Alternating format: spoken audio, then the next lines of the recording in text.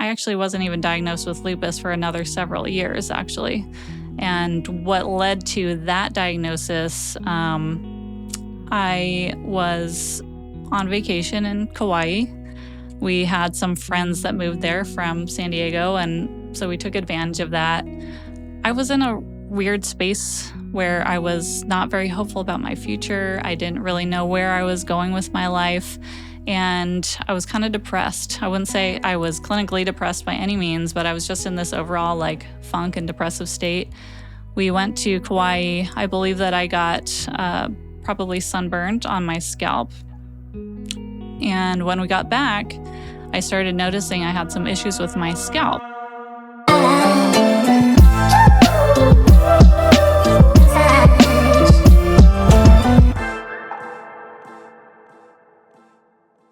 Hey, you. Subscribe right here at the Geena the Latina Show. Subscribe and make sure you follow us on social media on Facebook, TikTok, Instagram at the Geena the Latina Show. All right, let's get back to it. Today's guest is a very good friend of mine, Holly Beck. Before we get into, I'm going to get into who you are and everything. I think today's episode is really important. I personally have had two really good friends who have lupus. One passed away, unfortunately, and one is thriving and living her life. But they both were diagnosed when they were, I believe, in like their 20s. And so I've known them since I was in high school. So I've seen them go through life with this autoimmune disorder. And I feel like lupus is something that not a lot of people know about for some reason. Even autoimmune disorders in general, people like the general public don't really know. But Holly Beck is a health and mindset coach who specializes in helping women with lupus minimize symptoms, boost their energy, and indulge in life again. And coming from someone who's seen friends who can't literally like walk at a festival or do things, like I love that you're doing this for people with autoimmune disorders. And I know it's more than just lupus. You've spent the last 20 years finding your own road back to health after severe mono. We'll talk about this. Left you with chronic fatigue, a weak immune system, and eventually lupus. And Holly has lupus. But she has somehow figured out a way to live life again. And I know not everyone knows someone with lupus, right? But a lot of people do. And when you see someone struggle, it's hard to watch. Like, I want them to live their life and I want them to find something, but you do, your mission is to empower women stuck in the confusing chronic health space by walking them through your health bridge protocol, which we'll get to. Okay. That was a long intro. But Holly, welcome. Thank you. Okay. I'm so excited to be here. Yeah, I'm glad you're on. And you have your own podcast too. What's your podcast? Plug it. Yeah, it's the Health Bridge Podcast with Holly B. Okay. It's on all the platforms. Talk all things health and mindset. Yeah. So we're going to get into a lot of things that even if you don't have lupus can help you feel better, because that's how you got in your journey. We've talked about this. Because a lot of times people go through life for years and years and years and not feeling good. And you go to the doctor, they don't really know what it is. Oh, it's just this, it's that. And you don't ever really get an answer until sometimes maybe it's too late, right?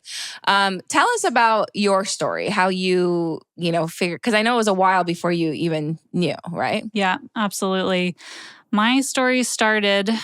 Well, there's two starts to the story, but I'll start with the obvious one, which was when I got hit with mono. Right after getting out of a long relationship that was tumultuous and emotionally abusive, I ended up getting my life back, feeling like I was getting, back into the swing of things, and I got hit with mono.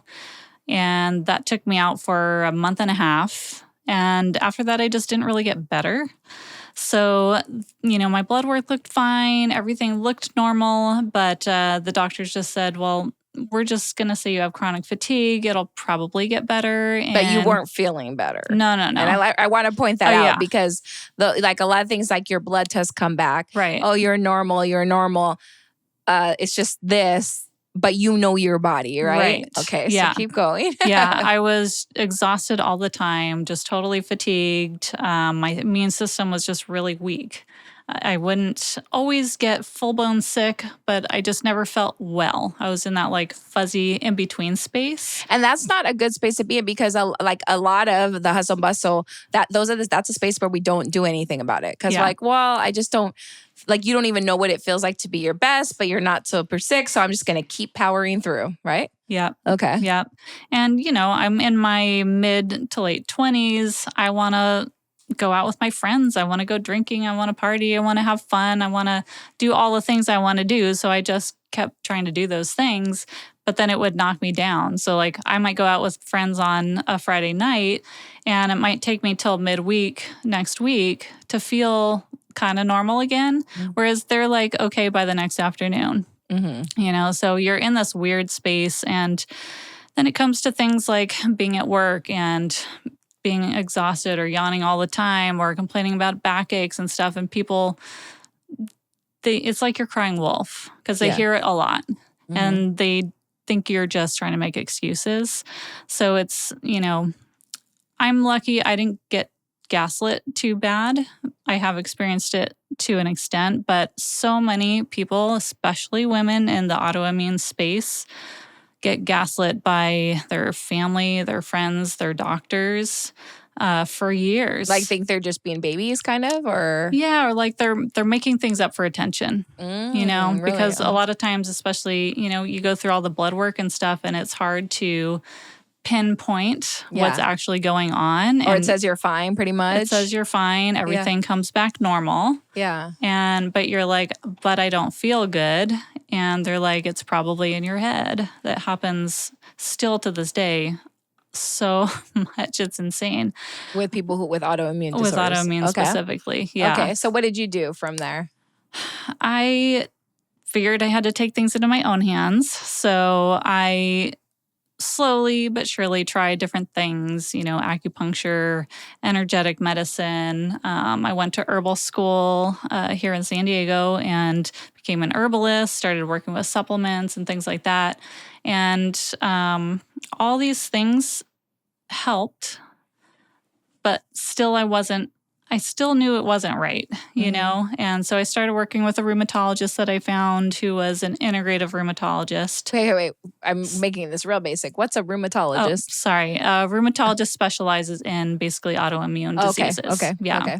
Okay. They work on the hard problems. Okay. Yeah. So you start working with a rheumatologist. Yeah. And we figured out through testing at that point that I was on the autoimmune spectrum. We'll say I was under the umbrella that could potentially turn into lupus or rheumatoid arthritis. Okay. So you're kind of in this like space categorized as connective tissue disease. And usually it'll end up presenting one way or another, but sometimes it takes a while. So by the time I actually wasn't even diagnosed with lupus for another several years, actually. And what led to that diagnosis, I was on vacation in Kauai. We had some friends that moved there from San Diego, and so we took advantage of that. I was in a weird space where I was not very hopeful about my future. I didn't really know where I was going with my life, and I was kind of depressed. I wouldn't say I was clinically depressed by any means, but I was just in this overall like funk and depressive state. We went to Kauai. I believe that I got probably sunburned on my scalp. And when we got back, I started noticing I had some issues with my scalp. And I brushed it off. I mean, for a long time, I lost my hair on my scalp. And by the time I finally went to the dermatologist, I got a biopsy and she said, "Oh, you have lupus." Wow. So that's actually how I got diagnosed. So do you think it was like forming all these years? I don't know how it works. And then it just popped up, or is it something they missed, or what happened? I think, well, I said there was two starts to my story. So we started with the first one, which was mono. Yeah. But I want to give a quick shout out to our food sponsor, Cravings Fruit. They're a fruteria in Santee, and they have lots of fruit with chamoy. Today, they brought us some tortas, sandwiches. They even got candied apples. Of course, they have all the green juices, and this, I believe, is a watermelon juice. Shout out to Cravings. Thanks for being our food sponsor. Now, what I know, in looking back, it was a whole lot of small things that were triggering stress, particularly emotional stress for me. And being in that relationship in particular, I had some other health stuff going on at the time, which I didn't realize was stress related. Mm-hmm. And so it's like all these little things that built up to that huge emotional release when I got out of that relationship. And then I got smacked with the mono. So stress is a big trigger with lupus, especially. And that's what I always say. Like, people don't realize that how like stress causes sickness. So why do we live in this like hustle bustle culture where we're always stressed? Like, people don't realize it until you're sick. And I only know this because I got sick in a different way, and it was literally due to stress. But imagine if we just started way before and to prevent this, right? Okay, so I don't know. I'm passionate about the stress part. Okay, so you realize that that's a big cause of the lupus, Right. Right. And so when I got mono, you could say mono or was it Epstein-Barr? They're basically the chicken or the egg conversation. I found out when I was working with the rheumatologist that Epstein-Barr is actually studied to be triggered by emotional stress. Wow. So, and it's one of those things that can just lie dormant in the system. So for me personally, it was all tied in together, and stress over the years from, post mono kind of led up to different things that finally combined with, I think, that sun and being in the depressive state at this time triggered the lupus. And that's why your emotional well-being is so important. So important. Like, people don't take the time. And that's why, like, on this podcast, we talk a lot about meditating and journaling and doing like, there's so much to it, right? Mm-hmm. But that's why it's so important. People put that last for some reason until you get sick, right? Right. So you get diagnosed with lupus, and then what do you do? Because I know that Holly has, like, explored everything. But, like, so what do you do from there? Sure. I realized that I had a need for some sort of connection to something higher than me, something bigger in my life. And so I sought out spirituality. That's actually when I met you, and we were... Can I do a fun... Can I talk about your teepee? Oh, yeah. She has a huge teepee in her backyard, like a legit teepee. And we used to go in there and do like tarot cards and like talk and meditate. It was like I love your teepee. I talk about it. Do you still have it? We do. It needs some repairs, but it'll be back in action soon. Yeah. But that's how I met you, right? Yeah. Women's group. Yeah. Mm-hmm. And that really helped me so much in being able to put voice to some of my struggles, internal struggles. Mm-hmm. And that was extremely therapeutic. At the same time, I was also going to see a spiritual mentor speak. His name's Jacob Glass, and he teaches Course in Miracles, which I see as basically like the guide to mindset. Yep. If you haven't read the book, read it, right? Yeah. There's a book, right? There is a book. Yeah. I actually haven't read the book. I just listened to the teachings over and over and over. Yeah. Okay. Yeah. Yeah. The book's quite extensive. Yeah. I think there's one for dummies. I don't know. Yeah. But it's a great Course of Miracles, you guys. Yeah. Yeah. So I highly recommend that if you want to learn how to get your mindset into, a positive mindset and out of this victim consciousness. Mm-hmm. And, I talk about victim consciousness, but it's not to put blame on anybody. I think it's something that we all kind of have to go through and learn how to like get out of these things are happening to me. Mm-hmm. Why is everything happening to me? To like, what is my role in where I'm at in my life or in these circumstances? Yeah. And so... Could you give an example of that real quick, of victim consciousness? Like, for example, maybe something you did or like you used to think. Oh, gosh. So if someone's watching or listening, they understand, because I don't think a lot of people understand that. Like, because those people like, not poor me, but like everything's happening to me. But like, can you give me a real example? Sure. Or a hypothetical. It can be hypothetical. Yeah. Well, actually, I can give an example just in regards to autoimmune disease. Okay. We're told the autoimmune disease is our body attacking us, right? And that feels like that's happening to us and we have no control over it. Yeah. Why does my body hate me so much? I mean, I used to say things like that prior to knowing I had autoimmune disease, because I'd have all these gut issues and my stomach would be so bloated and I'd get so mad at my body. Yeah. And I would verbalize that, and I just, looking back, have compassion for who I used to be at that time and for like just the negativity that I put towards my body. Yeah. So it's learning the mindset portion is learning instead of when you catch that thought of like, why is my body doing this to me? Why is my body attacking itself? It's switching it to, how can I love myself more? Mm-hmm. Or, what is my body trying to say to me? Trying to speak. Yeah. And I'll use this example. So, hey, you, if you're watching this, subscribe. I know you're watching because we have the analytics, and a lot of people that watch us are not actually subscribed to our YouTube channel. So subscribe and like at the Geena the Latina Show on YouTube, on Instagram, Facebook, TikTok, at the Geena the Latina Show. Let's get back to the show. For me, it was always like my period, right? And when I was stressed, I would like, I got to a point where I've shared this with you, but like, heavy periods, like crazy, right? And if you haven't listened to our episode about periods, we have a whole episode about periods. Go back and listen to it. But it was really extreme, right? I have since gone on this healing practice for the last 7 years. I think I met you like 7 years ago. Was it that long ago? I think it has been. Yeah. And I have been better, and my periods are normal. I will say, like, 2 months ago, my period was not to where it was, but it was heavy. And then I think back what happened the month before. I was super stressed out about certain people and certain things in my life. And it was a reminder, like your body will and I'm like, oh, hell no, I'm not doing that again. So I have been, but it's so quickly, like, with my period, I thanked my period for telling me like, hey, it's like a reminder, Geena, you're bleeding a lot now.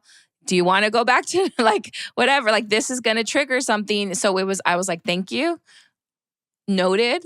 I'm not going to get stressed out anymore because I don't want to. And I know that this period will be better. I absolutely, right? And so instead of like, oh my God, why is this happening to me? Why am I getting, it's like, thank you for the reminder. I moved on. And that's just like a little example, I guess. But it's crazy how your body, and not like that's how my body, but everybody's body reacts differently. Like those symptoms, those like, I used to get stress rashes. They would pop up and you could be like, why am I getting this? Or be like, what is the, like how, thank you for teaching me this. Let's move on. Let's not do this anymore, right? Yeah. But you have to become aware of that. Yes. Like you have to understand that that's what your body's trying to talk to you. And it can take a while to get there because your doctors aren't usually going to tell you that. No, not at all. Like they still to this. It's funny because I love my doctor that he's had a few fibroid surgeries, and I'm slowly teaching him a little bit, right? I'm like, it's because I'm stressed. And he's like, okay, Geena, whatever. I'm like, yes, it is. It is. I know it, right? But, might as well try, right? Like I believe it's stress, but anyways. Yeah. Okay. So you go back and you realize that it's all that. Yes. So I went down the mindset path, and that was really where things first started to shift in my experience. And I was just it's like your energy shifts when you start shifting your thoughts. Mm-hmm. And so I was really concentrating on mindset, and that really helped me in just the way I dealt with not feeling good. Mm-hmm. And from there, I went to changing my water. Yes. Yeah. And I wanted to talk about that. Okay. She is your water girl. Can people hit you up for that still? Oh, no? Totally. Yeah. Okay. Yeah. How can they find you, by the way, on Instagram? I am Holly Beck. I'm like, what's my handle? Okay. So water. And I've been meaning to go to you for water because that's my next step. Because I always feel like there's so many things we need to change, from like the products, the food we put in our body. But water is something I believe in, and I want to get the right system. But tell us about water and the water we drink. Yeah. Well, just like everything these days, and we could broaden this to a bigger conversation, but there's toxins everywhere, and our water supply is no different.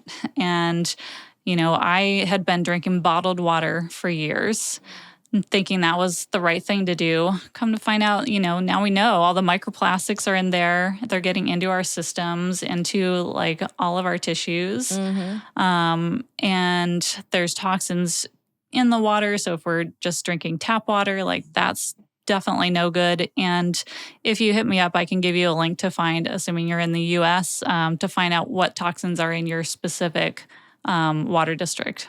And it's scary. By water district. So we know, you look it up by your zip code. Oh, and it's public knowledge. Yeah. But we just don't know that it's public knowledge. Right.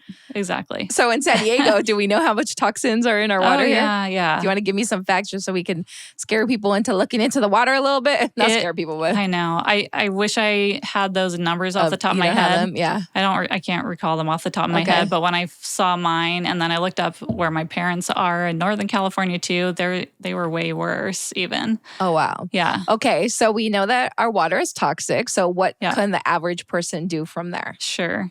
I mean, there's lots of different systems. There's tons of different filtrations that you can use. I do a couple things. I use a really robust water filtration system that is just a point of use system. So I have it hooked up to my tap in my kitchen. I use that water for all of my cooking, drinking, anything I use it for.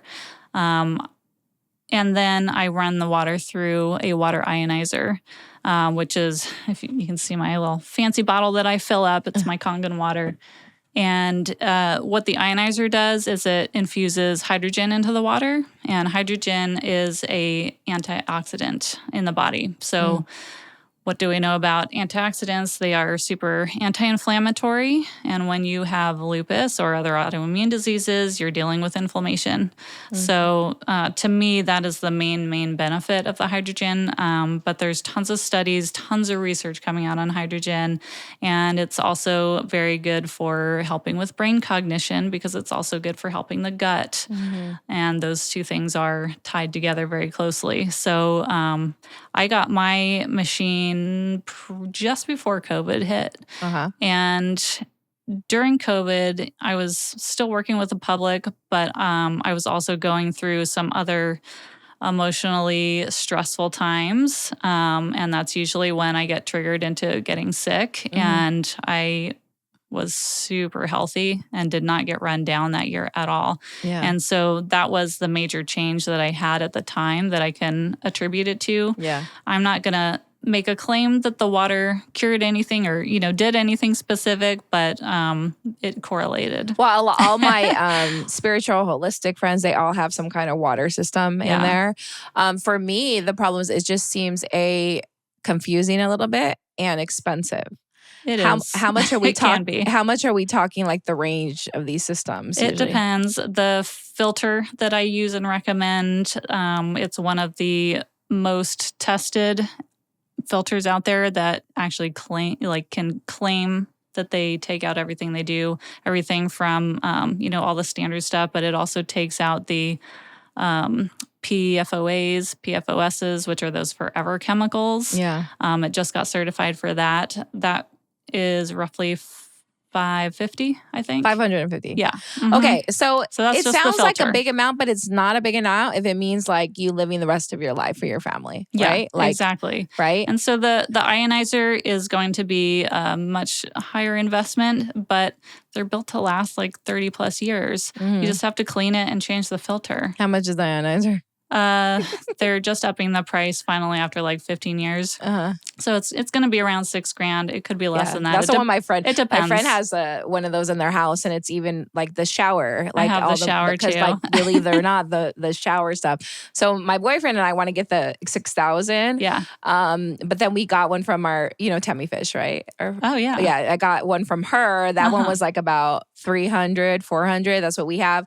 But I do want to get I think we'll start in between now. Yeah. Because we have a lot of stuff to do. But yes, I'm not telling everyone to go get the $6,000. If you can, you can. But that's obviously affordable. But there are some $300 ones. And also there are shower heads that you can literally buy and put on your shower.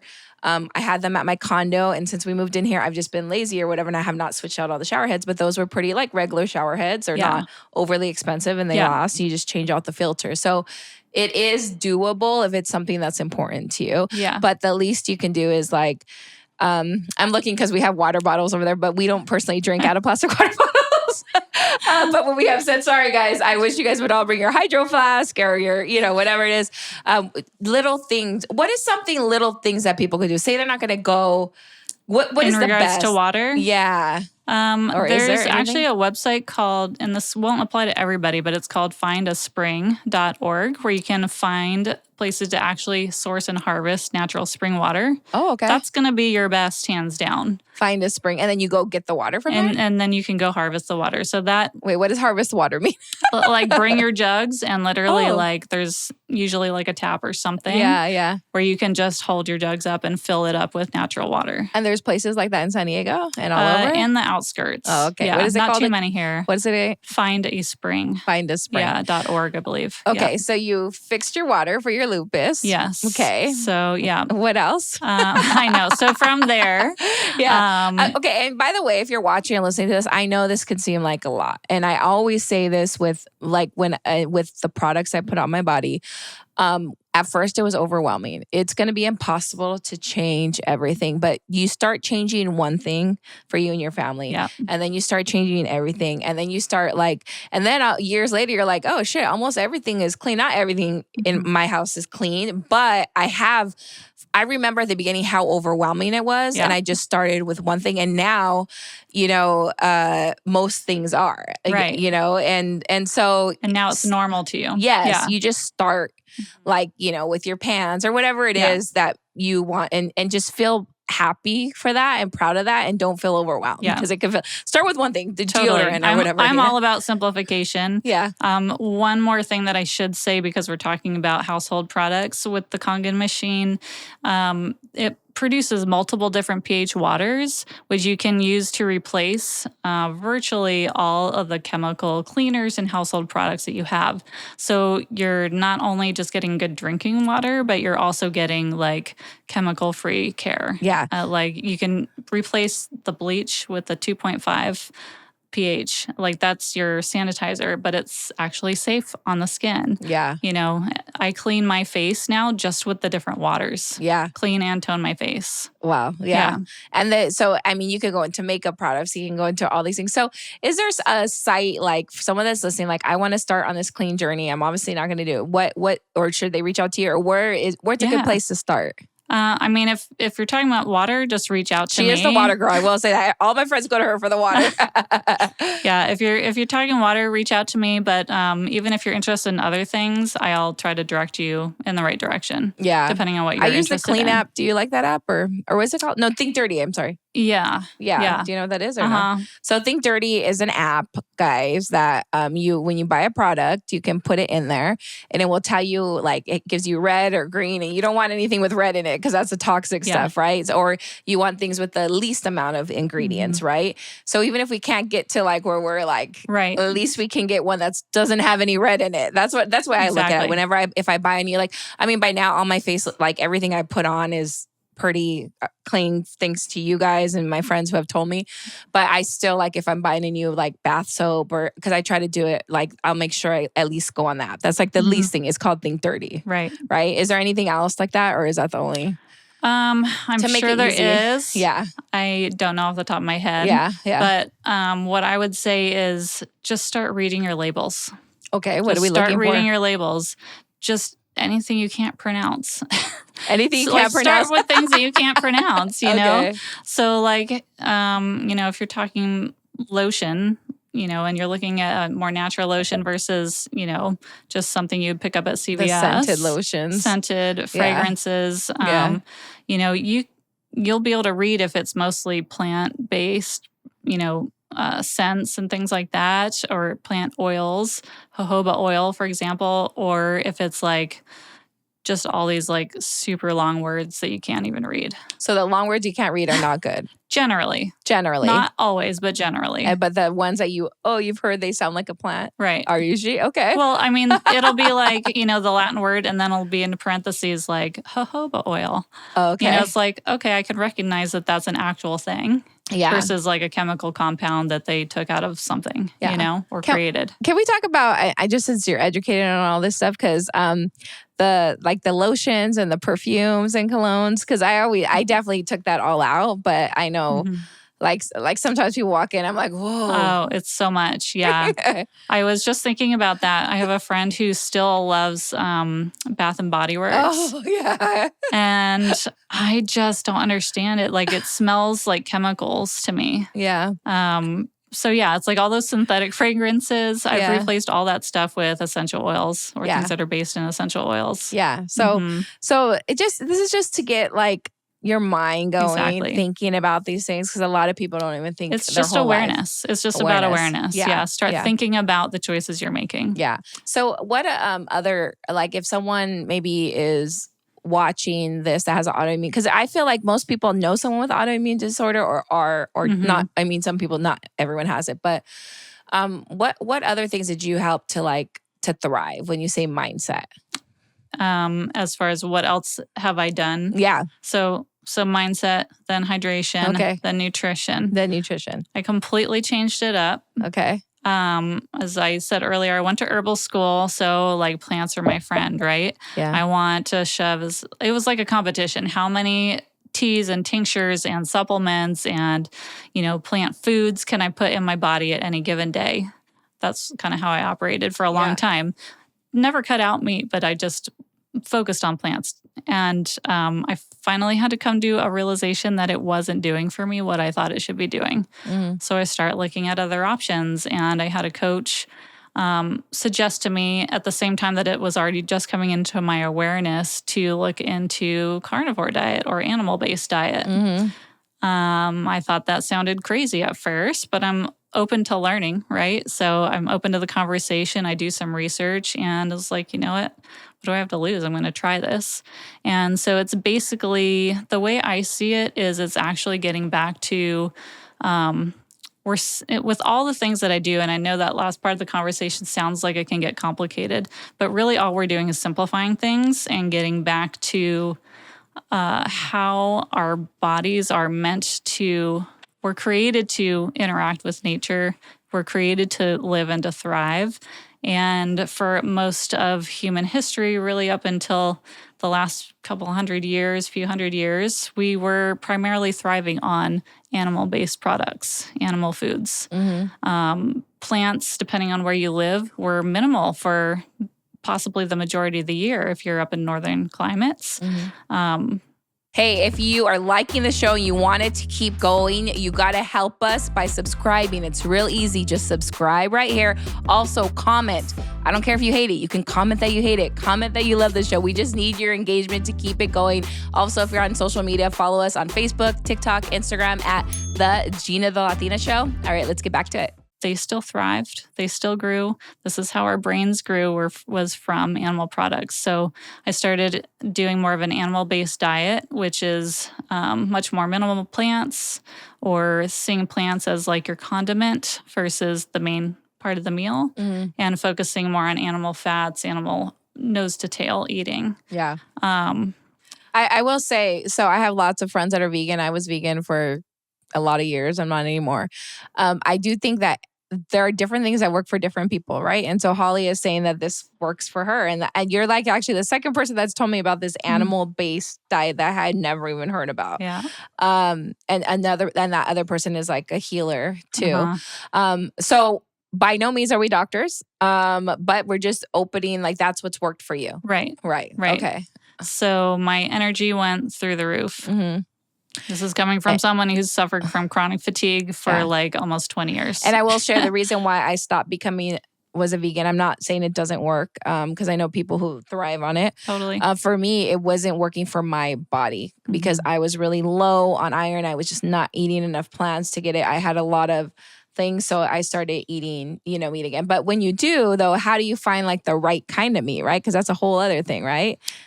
It's a discussion. And preferably you're going to want grass-fed, grass-finished, large ruminant animals. But not everybody can get access to that. And from most of the research that I have come across, they say that if you can just do, the standard grain-fed ground beef and eat mostly that, you're going to be better off than than not. Than not. Yeah. Okay. It's still going to give you very highly absorbable nutrients. Okay. And that's the thing is it's very absorbable. Protein and fats and all like the whole nutrient range you can get just from meats. Okay.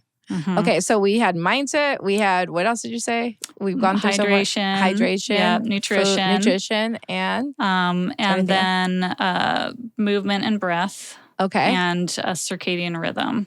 Okay, what are the last two then? Sure. So I know. And this is all like Holly's, what she has done to thrive while having lupus. Yes. Okay, an autoimmune disorder. But I do think let's not wait till we get to lupus. Let's just do all these things if you want, if it works for you, or pick one of them or pick some of them. The reason why we do these kind of shows is just to like, some people may have never heard of this, may have never thought, I'm not feeling good. Let me start fixing my life to see if it makes me feel better before, right? Okay. Yeah. So there's nothing wrong with doing things preventatively. Yes. We don't need to wait till we're sick. Yeah. So movement and breath. Movement and breath.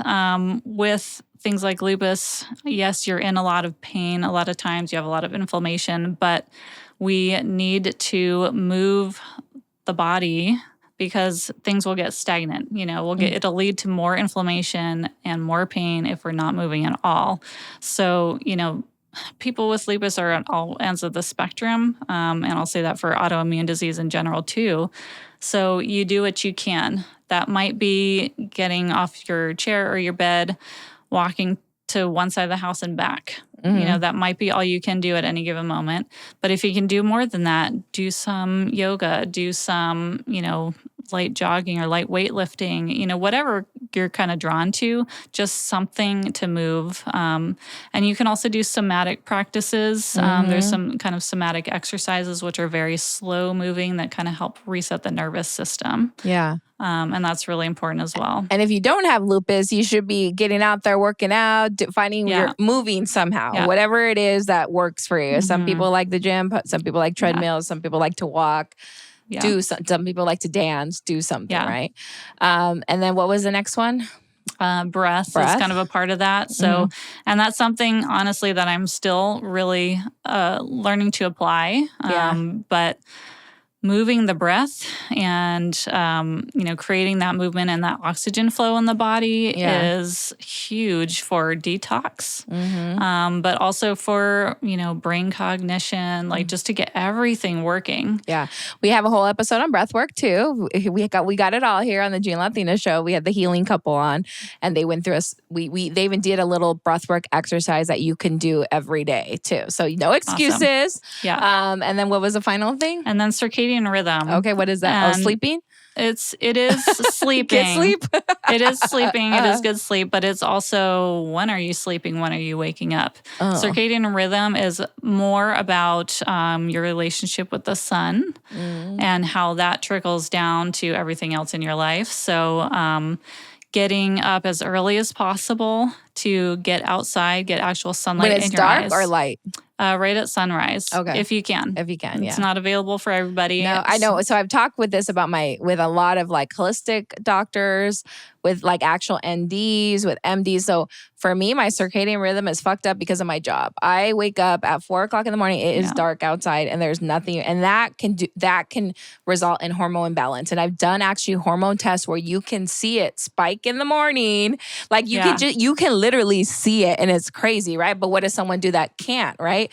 So that's why we've tried to balance it. I take this like cortisol reset vitamin and things like that. But most people do not have jobs like that. So everyone else get up at sunrise. Not to say that we're fucked, but there's other ways we could do. But if you can, right? Yeah. Well, and I grew up in the restaurant industry, so I had the opposite problem. I was up late and sleeping in late, so I was missing that whole really magical point in the day at sunrise where you're getting those, you know, more the red light and then the UVA and UVB earlier in the day. That is triggering for all of your hormones, and it's telling your body what time of day it is. Okay, it's this time of day, we're getting up now, cortisol, we're rising cortisol, and there's like this whole trigger of hormones that happens because you are signaling through your eyes, the sunlight, to like start that whole process.